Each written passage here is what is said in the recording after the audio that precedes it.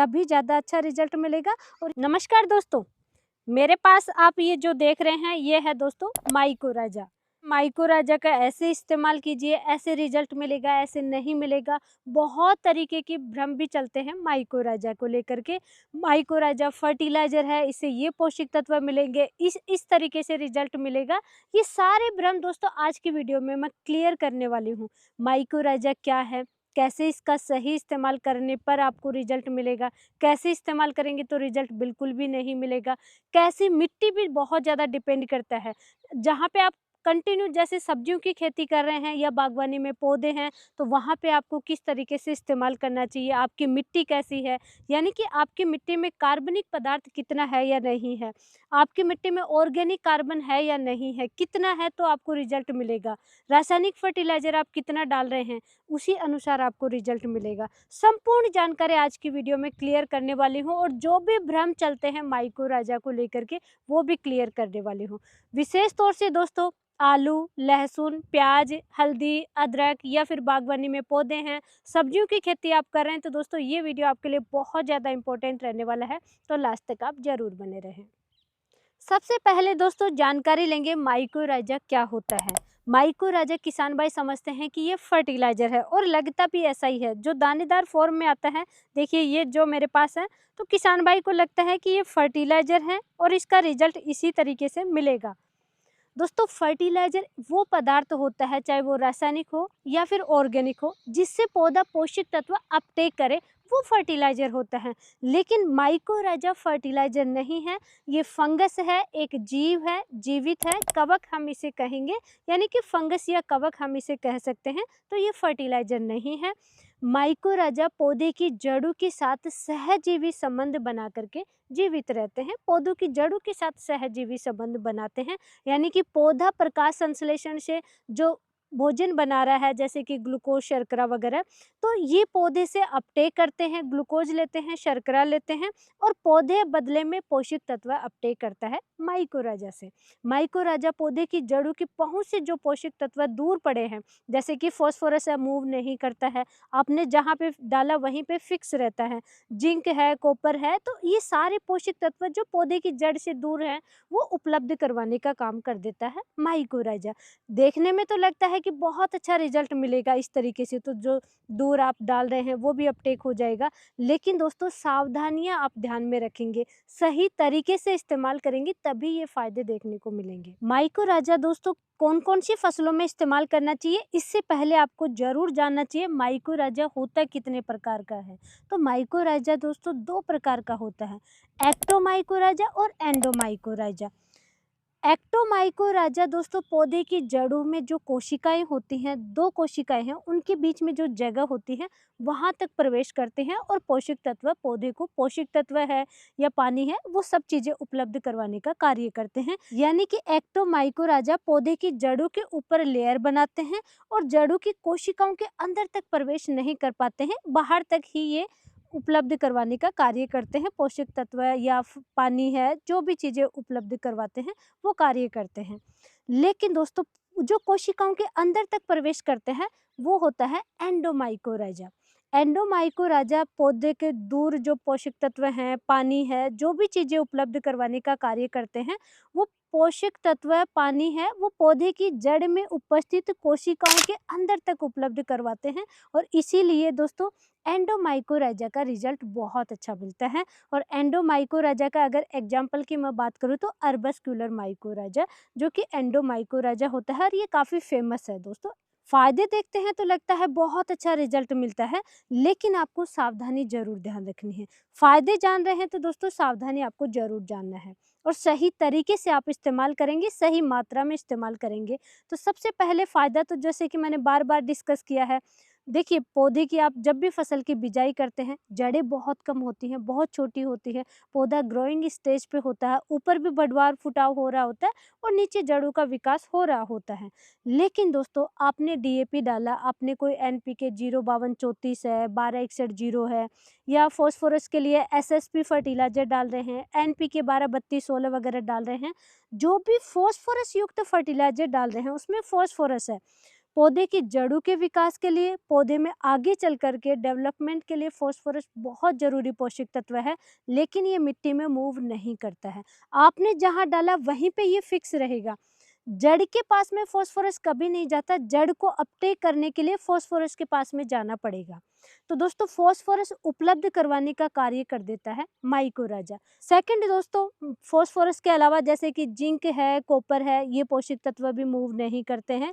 या जो दूर दोस्तों कोई भी पोषक तत्व पड़ा है, वो सभी पोषक तत्व उपलब्ध करवाने का कार्य करता है माइकोराजा। जहाँ पे पानी की कमी होती है, फसल पानी की थोड़ी सी भी कमी आई और स्ट्रेस में जाने लग जाती है, जहाँ पे बलुई टाइप की मिट्टी है, रेतीली मिट्टी है, बार बार किसान भाई पानी देते हैं फिर भी पानी की कमी रहती है, तो वहाँ पे पानी की कमी है, तब फसल स्ट्रेस में नहीं जाएगी पानी की कमी से। क्योंकि अगर दूर जो पानी है, नमी है, मॉइस्चर है, वहाँ से भी माइकोराजा अपटेक करवाने का कार्य कर देता है। इसलिए दोस्तों बार बार अगर आपको पानी कम भी दे रहे हैं तब भी फसल में बहुत अच्छा रिजल्ट देखने को मिलेगा। और इसका इनडायरेक्टली रिजल्ट की अगर मैं बात करूं, तो अगर जड़ें स्वस्थ हैं, पोषक तत्व सारे मिल रहे हैं पौधे को, तो ऊपर बढ़वार फूटा बहुत अच्छा होता है। फसलों और पौधों की बात की जाए कि किन में ज़्यादा अच्छा रिजल्ट मिलेगा, कौन से फसलों में और पौधों में इस्तेमाल करना चाहिए, तो दोस्तों माइकोराजा का इस्तेमाल आप गेहूं की फसल में कर सकते हैं। गेहूं की खेती किसान भाई लार्ज स्केल पे करते हैं, तो गेहूं, धान ऐसी फसलों में आप इस्तेमाल कर सकते हैं।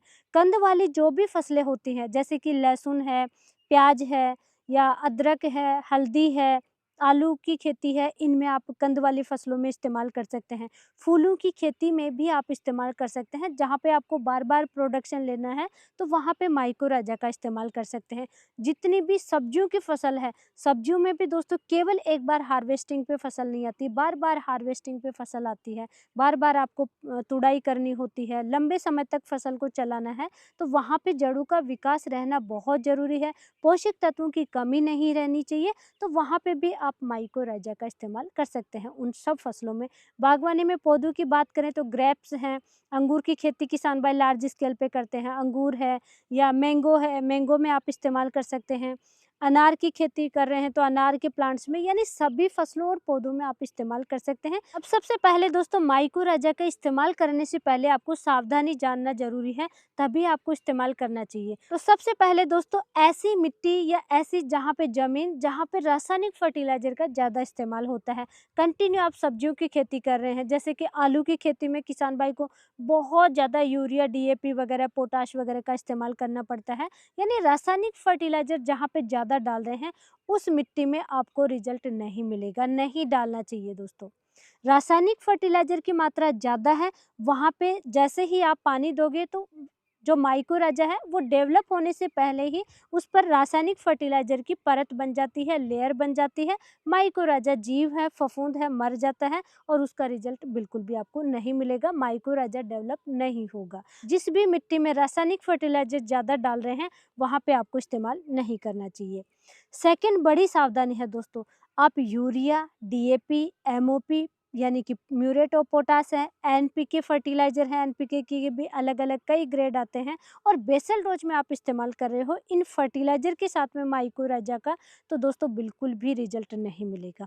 आप खुद रेशियो देखिए, जैसे कि ये दानेदार फॉर्म में है मेरे पास माइकोराजा, ये आप 3 केजी, 4 केजी, 5 केजी, 8-10 केजी भी डाल रहे हैं, लेकिन उसके कंपैरिजन में रासायनिक फर्टिलाइज़र आप कितना डाल रहे हैं? अगर 50 केजी डीएपी डाल रहे हैं, 50 केजी आप यूरिया डाल रहे हैं, 20-25 केजी एमओपी डाल रहे हैं, तो कंपैरिजन में माइकोराजा की मात्रा बहुत कम है, रासायनिक फर्टिलाइज़र की मात्रा ज़्यादा है, वहाँ पे आपको रिजल्ट बिल्कुल भी नहीं मिलेगा। बेसल डोज में अगर आप रासायनिक खाद डालें तो उनके साथ में माइकोराजा का इस्तेमाल नहीं करना चाहिए दोस्तों। थर्ड बड़ी सावधानी दोस्तों, आप किसी भी, जैसे कि इस समय सर्दियों में सल्फर का इस्तेमाल किसान भाई करते हैं, तो सल्फर के साथ में भी माइकोराजा का इस्तेमाल करेंगे, रिजल्ट नहीं मिलेगा। यानी कि किसी भी रासायनिक फर्टिलाइजर के साथ में आप इस्तेमाल नहीं कर सकते, चाहे वो किसी भी फॉर्म में हो। इसका रिजल्ट बेस्ट आपको तभी मिलेगा अच्छी परसेंटेज में हो और ऑर्गेनिक फर्टिलाइजर के साथ में आप इस्तेमाल करें, आपकी मिट्टी में भी ऑर्गेनिक कार्बन की मात्रा या ऑर्गेनिक फर्टिलाइज़र की मात्रा ज़्यादा है, वहाँ पे ही आपको रिजल्ट मिलेगा। आप ऑर्गेनिक खेती कर रहे हैं या सेमी ऑर्गेनिक खेती कर रहे हैं, उस मिट्टी में आपको इस्तेमाल करना चाहिए और उन फसलों में आप इस्तेमाल कर सकते हैं और ऑर्गेनिक फर्टिलाइज़र के साथ में ही आप इस्तेमाल कर सकते हैं।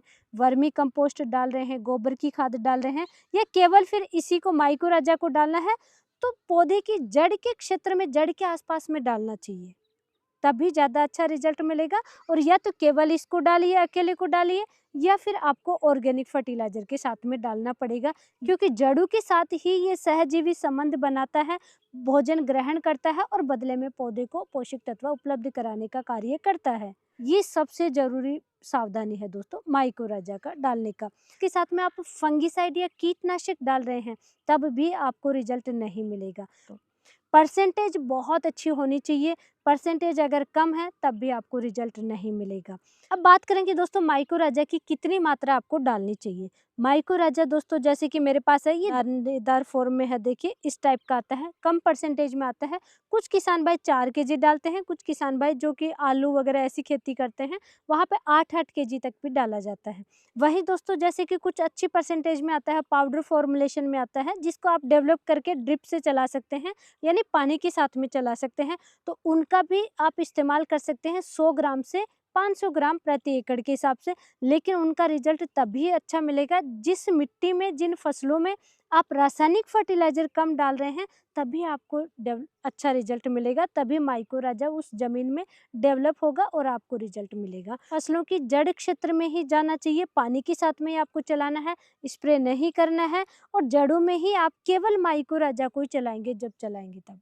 कुछ किसान भाई हैं जो चाहते हैं कि माइकोराजा की जगह क्या इस्तेमाल करें कि दूर जो पोषक तत्व हैं वो भी उपलब्ध हो जाएं, तो दोस्तों उसके लिए सबसे बेस्ट है माइकोराजा की जगह आप ह्यूमिक एसिड डाल सकते हैं।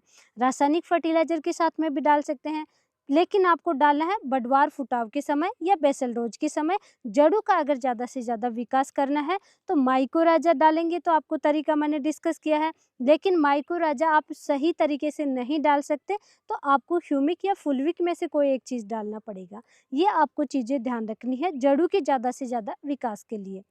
आप किस टाइप की खेती करते हैं, आपके पास किस टाइप के पौधे हैं, वो हमें कमेंट करके ज़रूर बताइए, ताकि आगे हम इसी तरीके के प्रैक्टिकल वीडियो लाने की कोशिश करेंगे। और भी कोई डाउट है माइकोराजा को लेकर के तो वो भी हमें आप कमेंट कर सकते हैं। और आज की नॉलेजफुल जानकारी के लिए वीडियो को लाइक कीजिए, चैनल को सब्सक्राइब कीजिए, ज़्यादा से ज़्यादा किसान भाइयों तक शेयर ज़रूर करें। धन्यवाद।